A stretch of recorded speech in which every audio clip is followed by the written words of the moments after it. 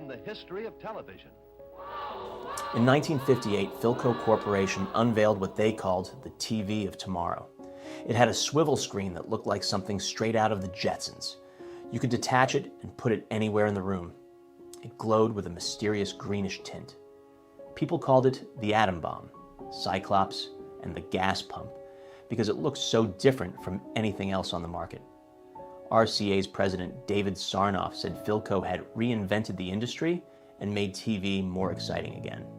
2 years later, Philco was bankrupt. So what happened? How did the company that dominated American radio for 3 decades bet everything on a futuristic television and lose it all? And what's left of the massive Philadelphia factory and where it was all made? Let me take you back to the beginning. Philco didn't start out making radios or televisions. The company was founded in 1892 as Helios Electric Company, and they made carbon arc lamps, street lights basically. It was a decent business until it wasn't. By the turn of the century, Helios was barely hanging on. In 1906, they changed direction completely. They became the Philadelphia Storage Battery Company and started making batteries for electric cars, trucks, and mine locomotives. The name Philco first appeared in 1919 as a trademark on their batteries. Everything changed in the mid-1920s. Philco was making batteries for radios, which were all battery-powered back then. But when the rectifier tube was invented, radios could suddenly plug into the wall. No more batteries needed. Philco's entire business model was about to disappear overnight, so they made a bold decision. If people didn't need batteries anymore, Philco would make the radios themselves. In 1928, Philco sold 96,000 radios. Not bad for a first year. But here's where it gets interesting. Philco realized something that other radio makers hadn't figured out yet. They borrowed a page from Henry Ford's playbook and applied assembly line manufacturing to radios. This wasn't artisan craftsmanship. This was mass production. Quality products at prices working-class families could afford. By 1929, Philco was third in the nation in radio sales. By 1930, they were number one, not just in America, in the world. They sold 600,000 radios that year and grossed $34 million. By 1934, Philco had captured 30% of the entire domestic radio market. Their iconic cathedral-shaped radios, designed by Ed Combs and Clyde Schuler, were in living rooms across the country. If you had a radio in the 1930s, chances were pretty good it was a Philco. The factory complex in Philadelphia's Kensington district kept expanding. Multiple buildings spread across city blocks at Emerald and Tioga Streets. Thousands of workers punched in every day to build radios that would end up everywhere from farmhouses in Iowa to apartments in New York City. The quality was real.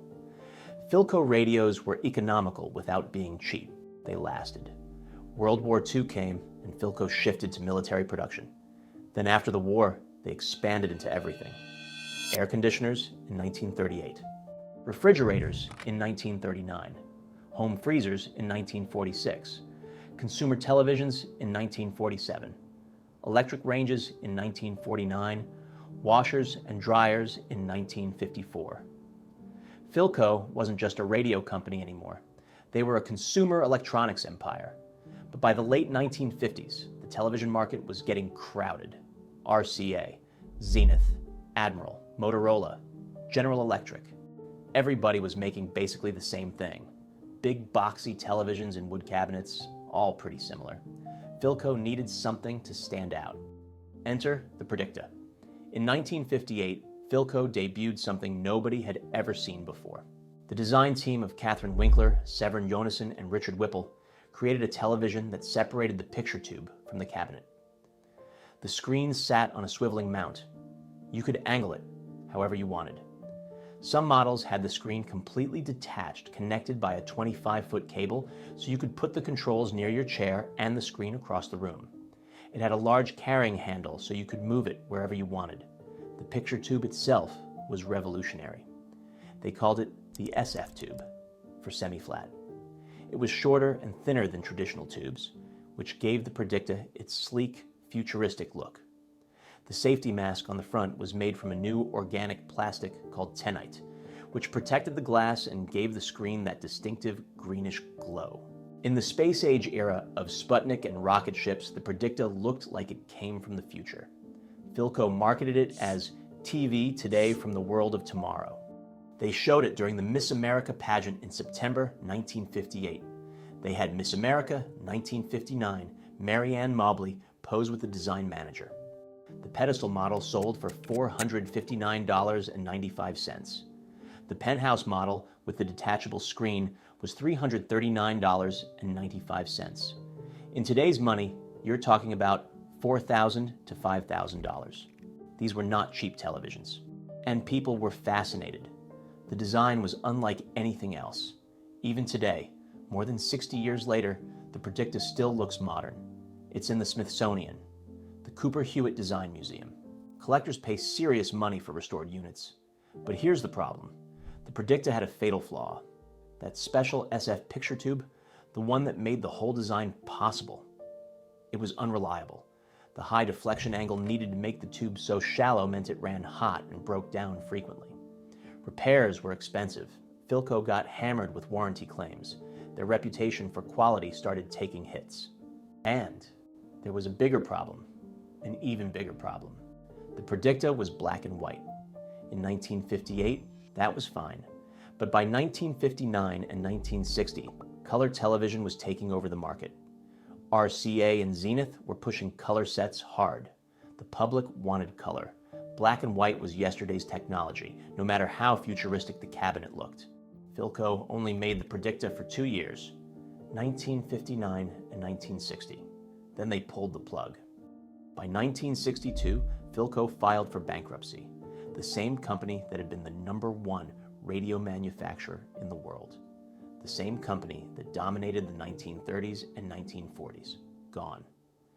Ford Motor Company stepped in and bought Philco in 1961. For a while, it became Philco Ford, making defense electronics, computer systems, and car radios for Ford vehicles. They even designed and built all the control room consoles for NASA's Mission Control in Houston. Those consoles were used for Gemini, Apollo, Skylab, and space shuttle missions all the way until 1998. So Philco engineering wasn't the problem. The Predicta timing was the problem.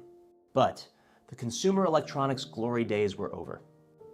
Ford sold Philco to GTE in 1974. The Philadelphia manufacturing plant closed in the early 1980s. And then the demolition started. Today, if you go to the old Philco complex in Philadelphia's Kensington district, most of it is gone. Plant 2, the old headquarters, was torn down by 2000. The lot became a junkyard. The 1945 radio phonograph factory was demolished. A few years ago, one visitor stood on the remaining tiles of what used to be the first floor and took pictures. That's all that's left. Tiles. The rest of the sprawling complex that once employed thousands of people, building America's radios and televisions, has been wiped off the map. The Predicta itself became a footnote. When Philco liquidated, the remaining inventory got dumped to motel chains. For years, if you stayed in certain budget motels, you might see one of those weird, futuristic TVs with the swivel screen in your room. Most of them eventually ended up in the trash when they broke down and nobody wanted to fix them. But collectors never forgot. The Predicta became one of the most sought-after vintage televisions ever made. People restore them, gut the insides, and install modern screens. The design was that good. It just came at the wrong time with the wrong technology. Philco bet the farm on being revolutionary when what they needed was to be practical. They built a television for the world of tomorrow when the world of today wanted color. And it cost them everything. The factory is gone. The company is gone.